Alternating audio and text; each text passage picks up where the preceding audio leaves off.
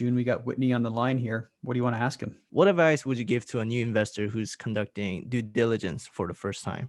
Don't do it by yourself. Yeah, Have that's a an good one. experienced team member. So one of the problems I made on my first deal in 2009 was not doing proper due diligence. I thought, well, I'm gonna do this really good. I'm gonna hire a professional company. This company came in very well known. Think, okay, I've got this. We're gonna figure out what we need to know here. It didn't help me to think through. Okay, well, these AC units are 30 years old. That seems so simple, right? But you're so motivated for that first deal. You're so ready, and I trusted the seller too much, trusted that realtor too much.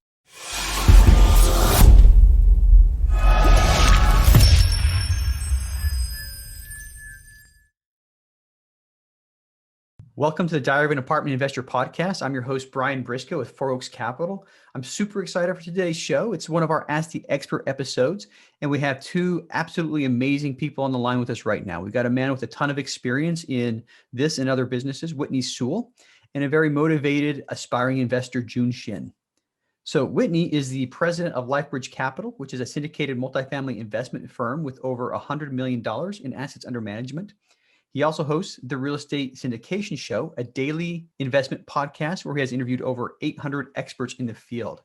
He's the founder of Life Bridge Foundation and a nonprofit that supports orphans and their adoptive families. That said, Whitney, welcome to the show. Thank you, Brian. Absolute pleasure to be here. I love this setup, by the way. I think it's just a great idea, Brian. Hats off to you. Yeah, thanks a lot. I have to defer that compliment to my business partners. We were brainstorming this, and I think it was Eric Shirley who brought up this idea. And quite frankly, we'd realized that everybody was jumping into the podcast business, and we wanted to do something just a little bit different. And this is what we came up with. But speaking of podcasts, you have a really great podcast. You want to tell us just a little bit about that? Sure. We've done 800, and actually I just recorded 860th show this morning. And so moving right along there. Yeah, it's just in the last about just over 2 years now. So daily show, 7 days a week. Mm-hmm. It's been an amazing journey. It's definitely been our own university, no doubt about it, getting to ask that many people all those questions, but also a way to provide a ton of value to people getting started in this space and just a network, as hard as I can go. So it's been great though. It's done very well for us. And I think it's teaching a lot of people about the syndication business. Yeah. And it absolutely does. I mean, we first met, November 2018. I remember it was Michael Blanc event here in the DC area. Yeah. And somebody pointed you out and said, he's a podcaster. He does his daily podcast. And they also mentioned that you have some military ties. So I was just like, military guy? Yeah, absolutely. I'm going to talk to him. But I've been listening to your podcast quite a bit lately. I haven't listened to 800 of them. I'll be honest, but I will say it's one of the better podcasts out there. And there's a lot of value to be had from the podcast. So appreciate that very, very much. So let's start with this. Let's talk about your background and your history, and kind of, lead us up to what got you into apartment investing. It started, my apartment investing or real estate investing started in 2009. I had been in the military. I was overseas, or actually, I'll back up a little bit more because I think that military training says a lot about, how we've progressed in business as well now.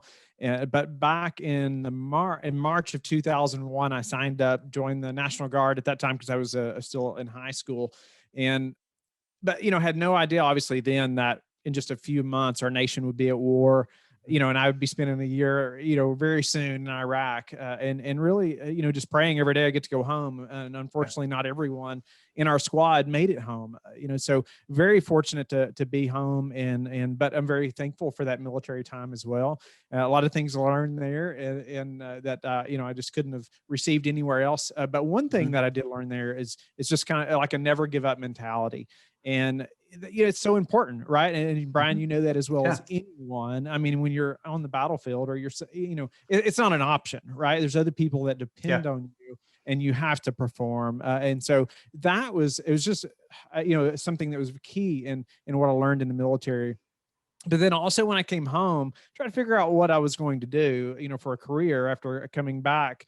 and becoming a police officer was kind of just a easy transition, right? I Yeah, love the natural. love the discipline. Man, it just seemed like a good fit for me. And so I did. I became out of one of 5 positions, 1,200 applicants. Got one of those for Kentucky State Police. Very blessed to have received that position, and loved working the road as a police officer. Quickly, though, determined after working there a year, get married, and then my wife and I just passing each other in the hallway. Mm-hmm. It's like, okay, this is not what's best. Making 35,000 a year, on a good year. It's like, what is it going to be? And that's what pushed me into real estate. That was 2009. And to speed up, bought 2 triplexes, learned a lot the hard way, made a ton of mistakes, or a lot of sleepless nights as well. But then soon became a federal agent, and that moved us to Virginia. I got better pay, better benefits, all those things, but still was in that job, right? Yeah. And still pursuing real estate. But finally, a few years later, learned about the syndication business. And I honestly couldn't believe that I had known about this so many years before. I'd still been buying and selling some real estate up to like a 15 unit, but that was as big as my mind could see, at that time. If you'd have said, Whitney, what about this 100-unit building? I would have said, I don't know who that guy is that can buy that. Maybe 20 years from now, I don't know who that is. Never imagined, that we would be where we're at now. But started digging in and learning that, hey, there's a lot of guys that were buying 100-unit complexes that hadn't been in it much longer than I had, and maybe some even less time. And so I'm like, okay, again, if they can do it, I can do it too. And that's really when the journey on syndication started. There's a ton of other things there that kept us motivated, kept us going, because it definitely was not easy. The first couple of years doing a daily podcast and deals and working full time. Happy to get into any of that and how we kept it together, because it was definitely a family unit. Or my wife played a massive role in that, and I'm happy to go into that. But that's how we got to real estate. That's how we got briefly how we got to syndication, and then obviously tons have happened since then. Yeah. So I mean, one thing that I do want to dive in, a daily podcast. So I mean, I do 3 episodes a week, and 2 of them are the interview types. And it's very time consuming. Number 1, what possessed you to do a daily podcast? And number 2, would you do it over again? I would definitely do it over again. And a lot of people say, has it been worth it? Because it has. And I try not to paint a rosy picture here by any means, because it's been crazy. It has absolutely been an insane commitment. One thing that made it simple to me at the time was I only knew of one other daily podcast in real estate, and he was sure doing well, in real estate. And I thought, okay, there's no reason to reinvent the wheel here. Let's just make it happen. And that was just really my mentality. Let's just go figure it out. Obviously, there's numerous things that had to happen because it has been absolutely insane, and just managing a calendar. I had to take that to whole new levels and building a team really quickly to make all that happen, just like you're talking about. Yep. Yeah. Interesting. So what's been the best thing for you about running a daily podcast? The networking. I mean, I'm networking with 7 times as many people as most people, that run a weekly podcast. Yeah. So that's increased my network just extremely fast. And so everybody talks about your net worth being compared to your network. Well, you do the math there, however you want, but 7 times compared to most, and it's not been easy, but that's probably one of the biggest things, because whether it's partners or whether it's investors or whether it's people like you, Brian, that, hey, there may be sometime we bounce things off each other, that we've got to know each other. So many people, so many opportunities and open doors like that came from the podcast. Yeah, absolutely. And I noticed the same thing. A lot of times I get people, almost every time, the experienced investor I get on the podcast is far more experienced than I am. And quite frankly, when you bring an experienced and an aspiring investor on the same show, you got to draw the line in the sand somewhere. And my first line in the sand was they've got to be more experienced than I am. So when I started the podcast, I think we had roughly 100 units, 3 properties that we owned, and a 4th under contract. So that was my line in the sand. And so bringing somebody more experienced in on every show, I get to learn, and I get to double up on my networking because I'm bringing 2 people on every show. So, but yeah, 100% agree with that. That's been an amazing thing for me as well. So let's talk a little bit more about some of the roadblocks you had getting started with syndication. I know you said you had, several smaller apartment complexes prior to. What was it like moving from that into syndication? It's going to sound cliche because I hear it all the time on my podcast as Mhm. well, but the mindset, just being open to that, it is a reality. Like it could be a reality that you could go purchase a 100-unit building within a year, Mhm. or so. I mean, it is a reality. That's one big thing. One big thing that had to happen when I started too was structuring my day. Mhm. In the mornings, having a very structured morning routine that Yep. helped change things, but that was still the mindset, right? And that was a roadblock, like cultivating that time, being very diligent and disciplined about that. Obviously, the first deal, finding those first partners, getting connected with enough investors initially, were all roadblocks. But one of the biggest things probably that kind of helped all that, and we've talked about it a little bit, was figuring out how to do that daily podcast, Mhm. making that happen. I had to spend so much time on that I didn't get to probably spend time on things that maybe a lot of other people do initially, like Mhm. calling brokers, building those relationships, and doing different things like that. That I had to be so focused on this marketing piece and the podcast and that team to make that happen because my time was so limited. I had to create that well-oiled machine really before I ever launched. Mhm. Yeah, that's key. Now, so where in the process did that first syndication come? I mean, where like episode count? Were you like episode number 100? Where in that process were you when you were able to get that first contract signed? That is a great question, and I think I was probably. I'm just thinking back time frame wise. I mean, I may have been 300 episodes in Mhm. and I partnered with another operator, Mhm. in the first deal or two. And that was probably then because I was very picky about who I was going to partner with. I had Mhm. spent so much time and energy and money, building my investor base up to that time and building this brand and the podcast. But I finally did. I partnered with someone, and that just helped me to move so much Mhm. faster because I'd had the brand, I had the investor base at that time. I couldn't raise a lot yet because that was the first deal that my investor base had seen. Right, Mhm. that's the first thing they saw from me, and so that's not always the one. Obviously, you're going to raise the most on. Right. Uh, but or hopefully not, right? But that really pushed me to the next level. But it probably was roughly 300 days in or so. Okay. Yeah, well, that's a good point. And what I like, I think you did it smartly as well.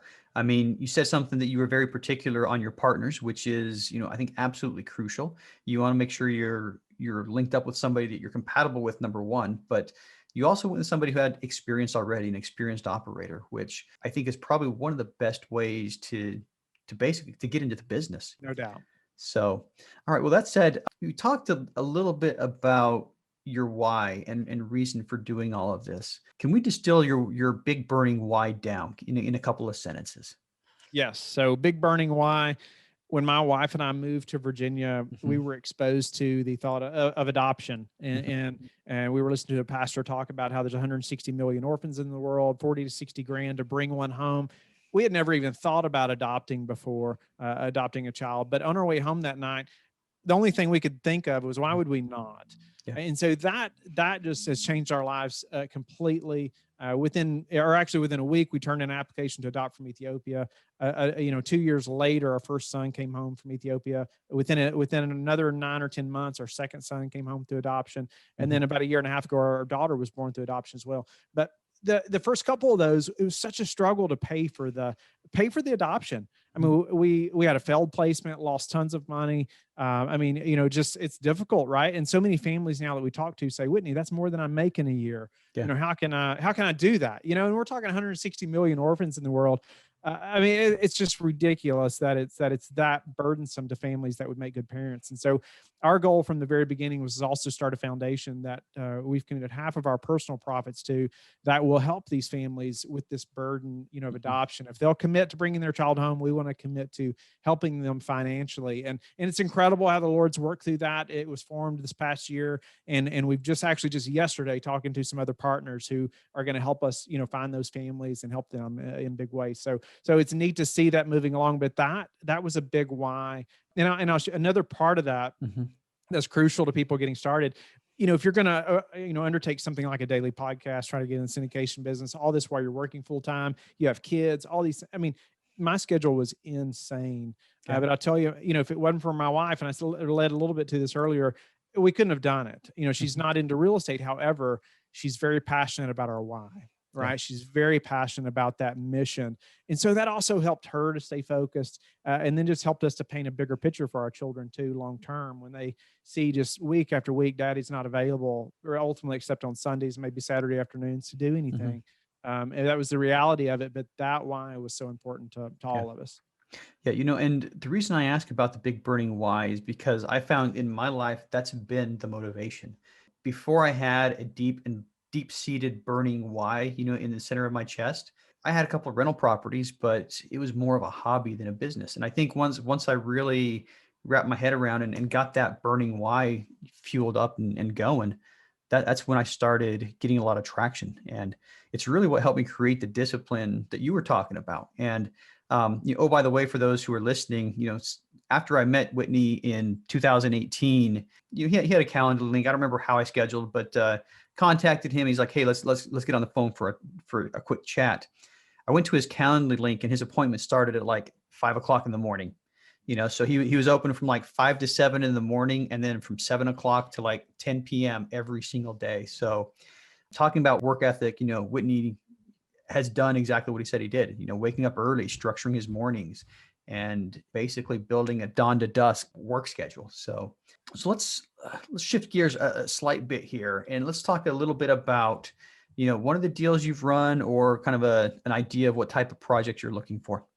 So the majority of our projects, and I would say well over 700 of our units, maybe closer to 800, are all Class C. I would say Mhm. C plus. They're in great areas, but however, because of when they're built, say mid 70s, late 70s, they're classified as C. Class C projects. Most are nicer than I would lived in when I was renting, but there was a problem, right? We find these properties, and it's usually mismanagement. They're under market rents. They haven't been updated in many years. Most people have heard that value add Yeah. type plan, and that's what we've done. We found those properties. A lot of that's usually through broker relations or property management relations as well. But these properties, they'll be anywhere from say 15 to 40 million dollar purchase prices. We've done four projects this past year, Mhm. and three of those were 30 to 35 million. Another about 15. Mhm. And so yeah, that's the type of properties. How Colorado Springs is where Mhm. those 750 or so are. And then we have another project in Boise, Idaho as well. That's a Nice. Class A project there.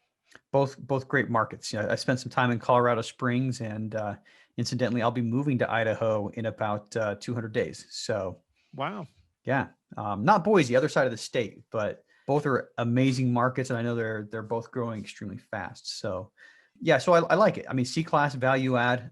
There's a lot to be said about that asset class, and you're right. I think that's kind of the standard profile for a lot of people who are in the syndication business, or at least starting out. So one question about those. Now, you said earlier you partnered with, on your first deal, at least, you partnered with somebody and brought capital. Is that still what you're doing, or are you guys doing, pardon the expression, cradle to grave on these? We're doing cradle to grave. So I did partner Mhm. on a couple of projects early on to obviously to get started, to learn more about the business, to grow our network, and really our investor base to see us Yeah. doing larger deals than what they'd ever seen us do before. Mhm. And that just goes so far, to expose them to that. But no, now my business partner now and I are doing the complete thing. Mhm. It's just us. Okay. Okay. Good to know. Good to know. And yeah, I mean, one thing that I think everybody realizes is you can only grow as fast as you can bring in money in this business. So that investor base is crucial. And going back to what you said, quite a bit ago in this episode is, you spent a lot of time growing that investor base before you jumped into actually syndicating. And personally, I think that's the right way to do it. I wish I would have spent more time doing that myself. I actually spent a lot more time on the hard skills, the analysis, and the going through paperwork and such. And when it came time to actually raise money, whew, it was not easy. I'll tell you that. All right. So what's next for you and LifeBridge? No, that's an awesome question, and I think important in one of our big focuses this year is on the obviously get the nonprofit better branded and promoted, and that be going strong. But on the business side, we want to do 4 to 6 deals this year. We'd love to move into Mhm. another market and potentially even another asset class. Okay. Interesting. Any markets in particular that you have your eye on, or is that still a work in progress? It is a work in progress. I mean, we are obviously mostly in the West, all in the West. That is where our focus is. And so other Western markets, I mean, between Salt Lake City or Cheyenne, or, there's a few in there that could potentially be one that we'll consider strongly. All right. I was born and raised in Salt Lake City, and, try to keep my finger on its pulse, and it's a good market to be in. A lot of growth expected. So good, good. All right. One more shift in gears here. We've had, Jun waiting patiently on the line here. So we're going to bring him in right now. First, a quick introduction. He's an active duty Navy officer, and he just started a company, Brighter Future Capital. Graduated from the Naval Academy in 2019 and started his real estate investing career by house hacking a duplex. He's determined to achieve financial freedom through commercial multifamily investing within the next 5 years while serving as an information professional in the United States Navy.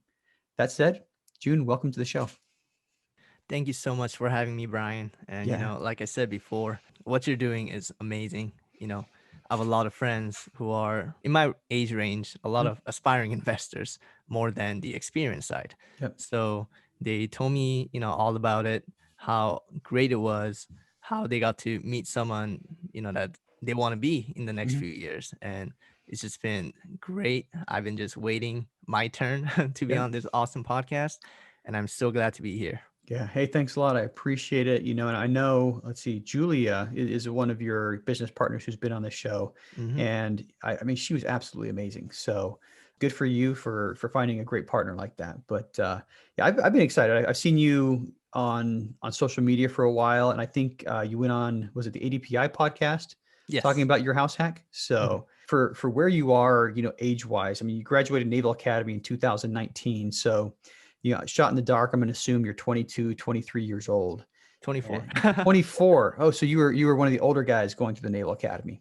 No, but that's, where you're at right now. I wish I was there. If I could rewind my life 20 years, I wish I could say 20 years ago that I owned a duplex. So that said, let's talk a little bit more about your background and history and what really got you into apartment investing. Absolutely. So I was actually born in South Korea. Family moved to Guam when I was little, so Guam is considered home for me. Came to the States, Naval Academy for college, and here I am. Just graduated about a year and a half ago. Currently stationed in Norfolk, Virginia. My first tour. Thankfully, I'm not on a ship yet. I will soon be, so I'm just getting ready for that. But right now, I've been just working on my qualification process and just kind of learning the ropes of the Navy. And on the spare time, also trying to learn about real estate investing. Like you said, my exposure to it was the VA loan, specifically the VA rehab loan, which not a lot of people know about, actually. Yeah. Awesome product where you can roll in the cost of the renovation into the mortgage and still come up with 0% down payment. And it was perfect for someone like me who just graduated, not a lot of capital, and who can really get the experience of like a lot of things in the real estate investing world, the whole buying process, running the numbers, the renovation process. And if you want, you can also manage the property yourself. So that first deal, first and only right now, has been great for me. And I've been house hacking it for about a year now. And when I finished the whole process, I was thinking about what should I do next? Okay, once I finished the renovations and got the renters in and I'm living in it, what's next for me? And so I kept going to the real estate investing meetups as I have done. And actually, apartment syndication was a topic that kept being brought up to my attention. But, it sounded awesome, but it didn't seem that realistic for someone like me. I've done one deal. I don't know if I'm ready for 100 unit, but actually I met a couple of investors who were just around my experience level, obviously a little bit more, but like they would do a triplex and then their next deal will be 105 unit in the area. And that just blew my mind. I was like, what?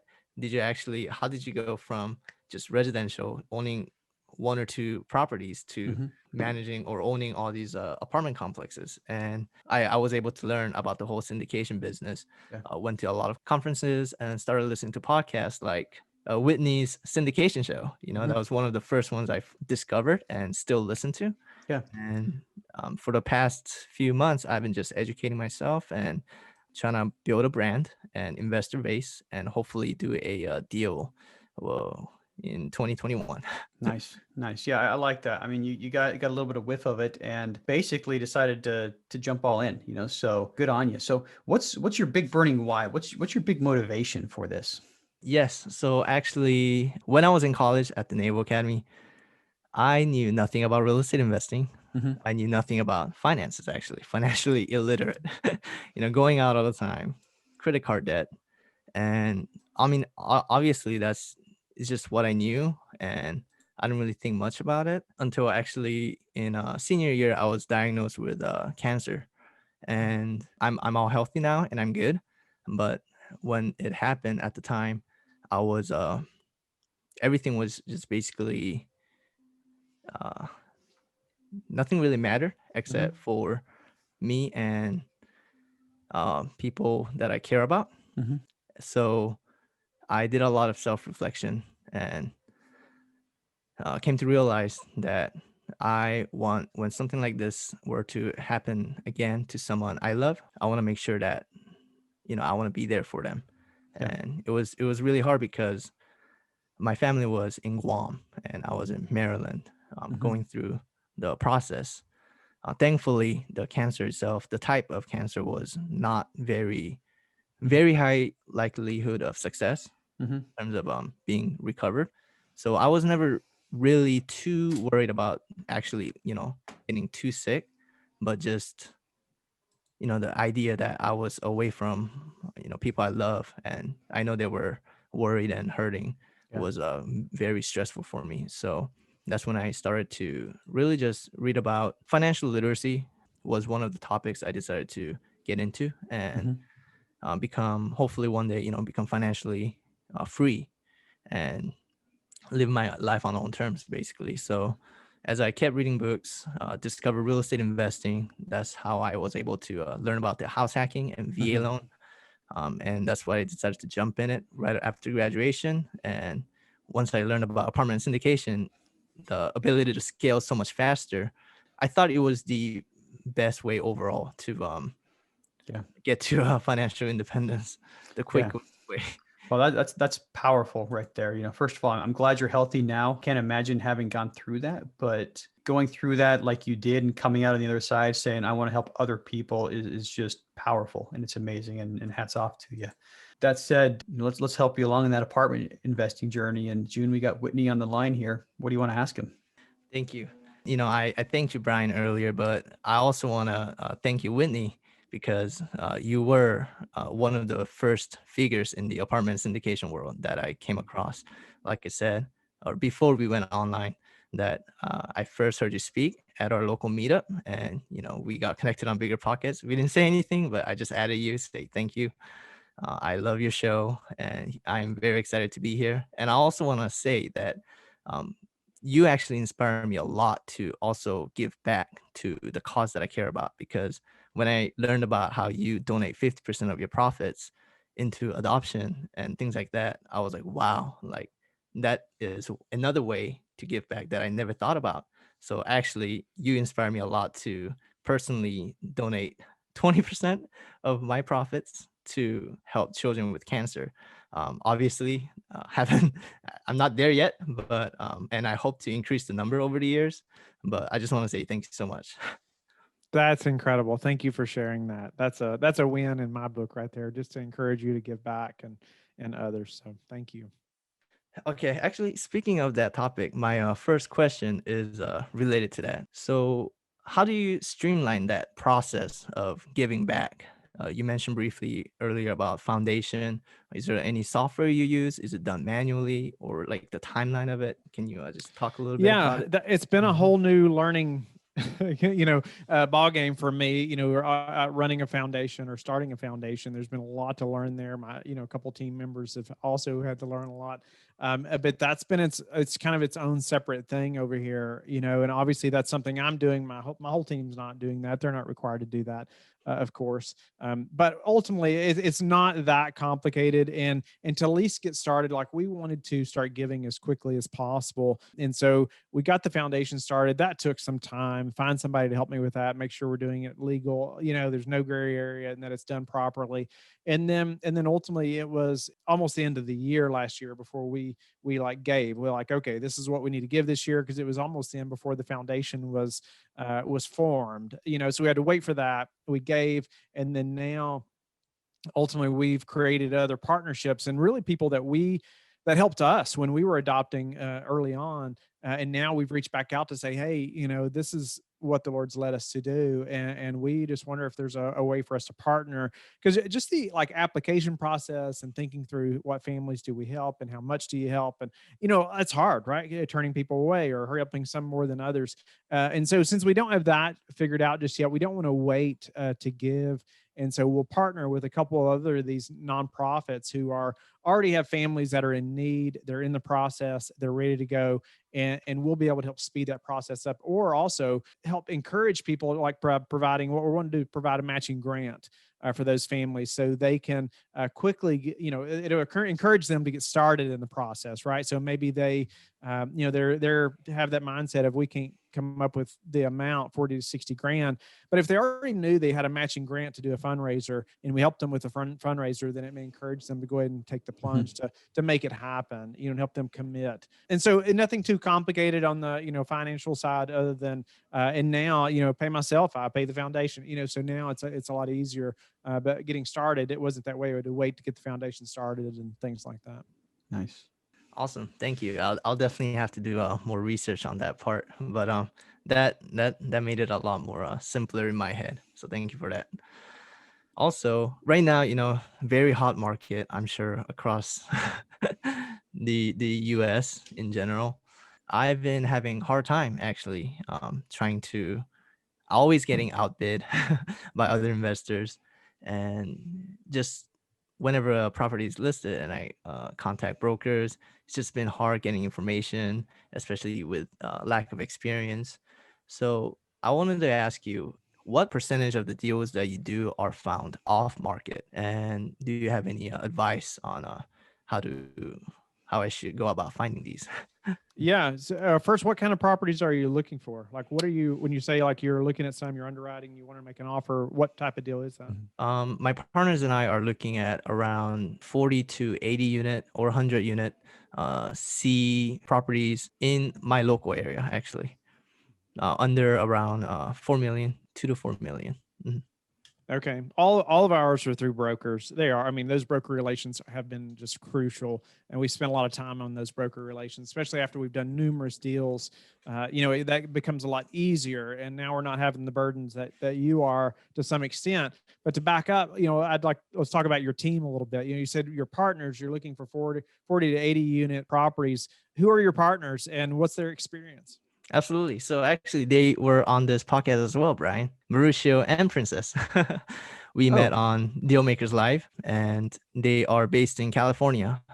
They said they expressed their skills. They're able to raise money. They're able to underwrite and things like that. But because they're in California, and especially with the pandemic, it's been harder to travel outside. So they were looking for different markets. And so we got connected. They knew that I was in Hampton Roads, Virginia area. So they said, hey, if you find a deal and bring it to us, and you can do due diligence, maybe we can work something out. So Have they done any deals before? So they have other teammates, or I think they have they have one under contract. They were actually, I mean, literally the last 2 episodes that I released. But they have one under contract right now that they should be closing on in the next couple of weeks. Awesome. Awesome. Well, congratulations on that. But one thing I was thinking about, you got to have somebody that has the experience a lot of times, or a lot of times partnering with somebody just like I did, like so many people do, partnering with somebody that has the experience. So when you're talking to that broker, you talk about the team. Everybody's heard this, but it's so true. You talk about the team and what the team has accomplished and what deals they've done and their track record and things like that, as opposed to saying, I mean, you're going to tell them maybe you've never done a deal, but the team has done these things. You're going to be transparent and honest for sure. But that may not be the focus of the conversation when you can talk about the team and what they have done. And it's because that broker or whoever that is needs confidence that you can raise the money and that you know how to close the deal, those things. That's what they're judging when they're interviewing you. That's what they're trying to figure out. How high is this person going to go on my Rolodex here, to call, when I have an opportunity. And obviously the more experience that you can show, the better. You do have to get started somewhere though. So, you do have to just hustle and until you get it. I mean, until you make it happen. But there are things that can help you. Like I said, like leaning on your team's experience, and not just yours, but thinking through that. And maybe, this deal that they're doing, maybe that will give you that boost or give you, your team that experience. But you have to think about how your team's structured, and who's a part of that team and who you're partnering with, those things. But happy to go into any of that. Awesome. Love to dig into that a little bit more later, if that's okay. Another question is, what advice would you give to a new investor who's conducting due diligence for the first time? Don't do it by yourself. Have an experienced team member, but have. So one of the problems I made on my first deal in 2009 was not doing proper due diligence. I did hire, I thought, well, I'm going to do this really good. I'm going to hire a professional company to come in and help me look at every nut and bolt and crook and cranny and crevice and all these things, which I did. This company came in very well known, pulls in their truck, all labeled up and, looks all fancy, right? Think, okay, I've got this, we're going to figure out what we need to know here. And he did. He went and I followed him in every attic space and underneath and everywhere, flushing every toilet and, everything in between. However, there were, it was more like nothing's wrong. It didn't help me. That was kind of, his booklet, his nice printed out booklet he gave me said, well, here's a few things that might need to be fixed, but no real big concerns. It didn't help me to think through, okay, well, these AC units are 30 years old. I mean, that seems so simple, right? But you're so motivated for that first deal. There's just things like, you're so ready and I trusted the seller too much, trusted that realtor too much, at that time that has done that before and been through that before. Even if they're not part of this partnership, hired them to come and help. Yeah. Yeah. And same thing on our first one, we came in with an army of people. I think one of the things that helped us a lot, we did have a property inspector come with us. We had a contractor, and the property management company came out big for us. We had to pay them to do it. They kind of told us, hey, we'll send a rep with you to walk through it, but if you want X, Y, and Z done, you're gonna have to pay for it. We don't do that for free type stuff. So, we paid their maintenance guy an hourly rate, and we paid the general contractor that works for the property manager an hourly rate for the entire day coming out walking the property with us. And fortunately, I was in a mentorship program. I had a mentor. He wasn't there on the property with us, but he was pulling the strings, telling us exactly what to do. And then when we got the reports back, he was looking over our shoulders as well. I think what Whitney said is absolutely key. Get help. Absolutely get people to help you, get as many eyes on as you can, and make sure you have experience behind you. But I think that's a great point, Brian. Obviously, our systems have changed a ton now. And hopefully, if you're buying 40 to 80 unit buildings, you already know who that property management partner is going to be. And like Brian said, it is so crucial that they are there. I mean, that they're helping you through due diligence. I mean, we bring in people now that are experts on roof, just roofing, and they walk every roof. If there's 20 buildings, guess what? They're climbing on every building. There's HVAC experts. There's, just you name it, plumbing and all, parking lots, all those things. There's experts about each of those things, and we want to make sure they're there during due diligence. And here's the great part. Most of those experts will actually do it for free. Right. Because if the roofer gets on 20 roofs and 10 of them are old and bad, they've got a good shot at getting the contract. It's the same thing for the HVAC experts. If they come out and look at all the HVACs for you, they may charge a little bit, but it's worth your money. But, I don't think an asphalt contractors ever charge us a dime for coming out and looking at the parking lots. Right. Same with the landscape guys. You come out and say, hey, what are some recommendations on what you guys would do if you came out here, and they'll give you an itemized price list. But the one follow-up I'll say is, while you're doing due diligence, make sure you're sharpening your pencil on your underwriting and all of your key assumptions. And that way, when you walk out of the due diligence period, your numbers are tight. Your numbers are tight, and you're able to say to your investors, this is exactly how much it's going to cost to renovate X, Y, and Z.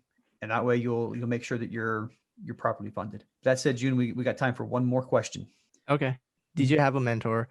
How do you recommend finding one, and what does it take to become a good mentee?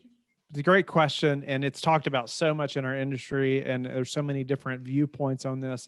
I always say a mentor is a must, but I also say they don't have to be a paid mentorship.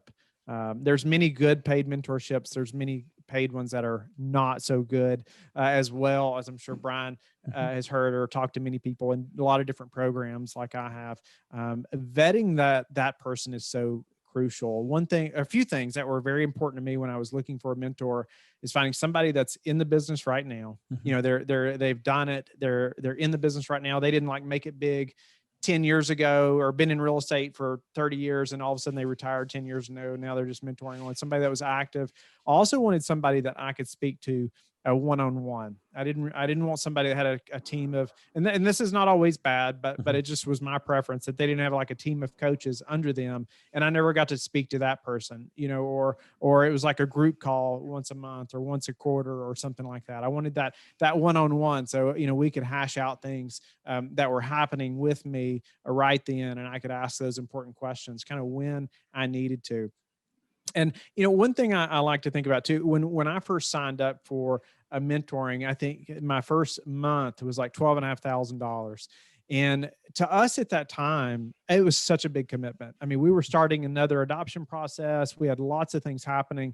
And I mean, I almost didn't do it because I thought, we need this money. I don't know if we should do this. That mentorship now is 50,000, for that same person, and so, but all that to say, even if it had been 50,000, I couldn't have done it then. But if I knew then what I know now, it would have been so worth it. It would have been so worth it to have had that mentorship, to provide that confidence, to have somebody I can call that's been there and done that.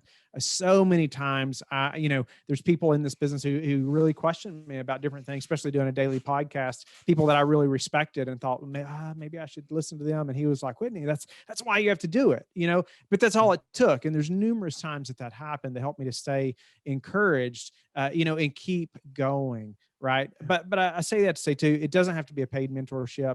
I looked at numerous programs. I traveled to different conferences to hear different people speak, that offer mentoring and things like that, and get to talk to them in person. That was a game changer as well. There's numerous that I met in person. I'm like, okay, I was considering, but I'm like, no, I'm not handing this person $20,000. I just did not feel good about it for one reason or another.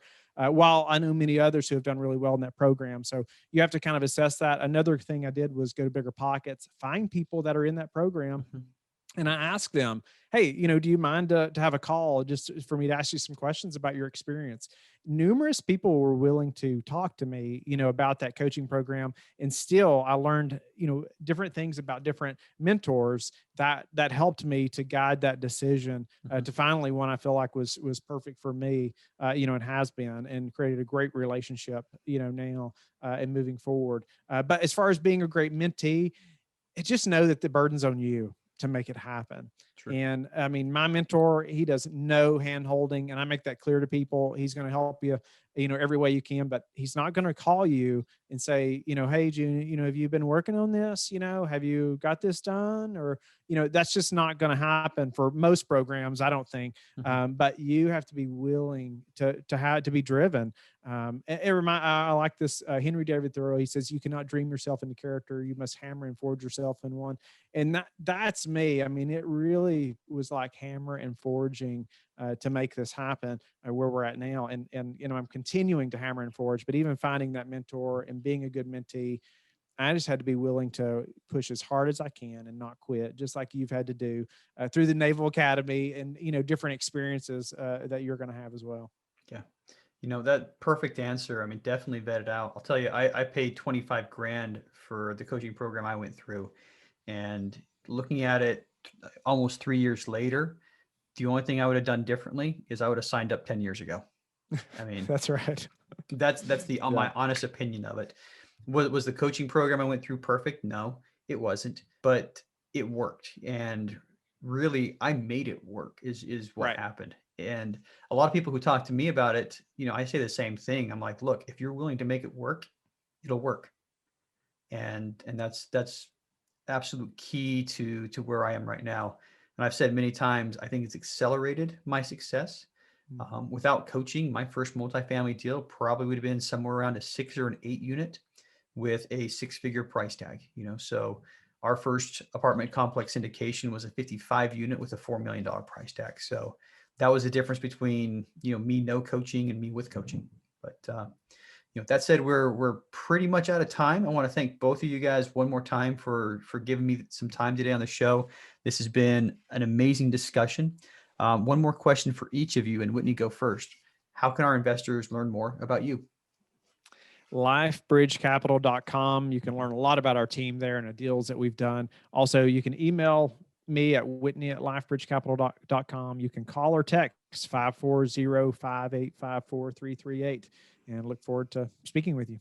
All right, there you go. And that information is going to be in the show notes. Hop on his email distro list too as well. I get it in my inbox every week, and it's a lot of good information. Jun, same questions for you. brighterfuturecapital.com. It'll have all my contact information, my social media, LinkedIn, all that. Or you can also email me at june@brighterfuturecapital.com. All right, perfect. And that information will also be in the show notes. So if you're listening and you want to contact either Whitney or Jun, go to the show notes, and you should be able to just tap a link and it'll whisk you away to their websites or social media profiles. All right. Hey, thanks so much again to both of you for coming on the show. I think you added a ton of value, and look forward to talking with you guys again next time. My pleasure, Brian. Thank you. Nice to meet you, June. Thank you so much, both of you. And that's a wrap.